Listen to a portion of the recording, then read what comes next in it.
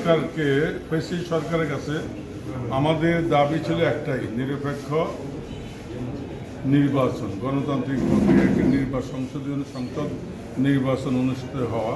তার জন্য আমরা দীর্ঘদিন প্রায় 17 বছর লড়াই সংগ্রাম, আন্দোলন, ঘুমের নির্যাতনে, আয়নাঘরে বিভিন্ন যত রকম নির্যাতনের শিকার হয়েছে। একটা দাবিটা ছিল যে একটা নিরপেক্ষ নির্বাচনের জন্য।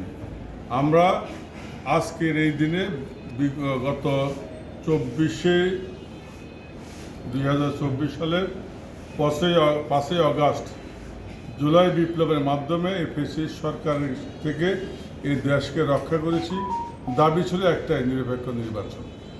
আজকে আমরা কি দেখতে পাচ্ছি? আজকে আমরা দেখতে পাচ্ছি যে আসন বিন্যাস, লাকসাম, লালমাই, মনোহরগঞ্জ, নাঙ্গলকোট, আমাদের এই আসন বিন্যাসের জন্য আমাদের কোনো লড়াই সংগ্রাম ছিল না। আমি বিগত প্রায় 30টি বছর এই লাকসাম, মনোহরগঞ্জের মাটির মানুষের সাথে রাজনীতি করে আসছি। আমি তাদের সাথে সামাজিকতা, আত্মীয়তা থেকে শুরু করে রাজনীতি, ভাই বেরাদর, মুরব্বী যাই বলেন না কেন, একটা সমাজ, একটি ছাতার নিচে এক পরিবারের মতো আমরা বসবাস করে আসছি। আজকে একটি ভিন্ন অঞ্চলে গিয়ে এটা তো কোনো সংস্কারের মধ্যে পড়ে না। আমরা তো এই সংস্কার চাই না।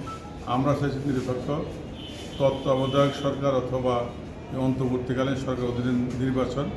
আমরা এই লাকসাম, মনোহরগঞ্জের সাথে থাকবে এবং আমরা কারোর সাথে যাব না, এটা আমাদের প্রাণের দাবি।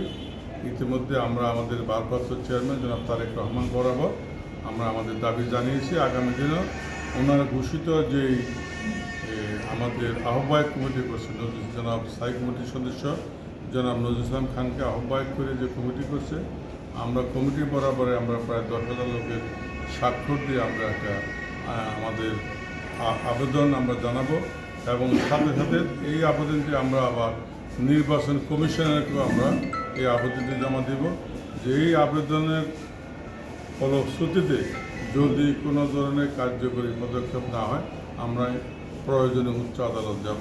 তার প্রয়োজনে আমরা আন্দোলন সংগ্রাম করে আমাদের দাবি আমরা আদায় করব। ইনশাআল্লাহ। জি, ধন্যবাদ।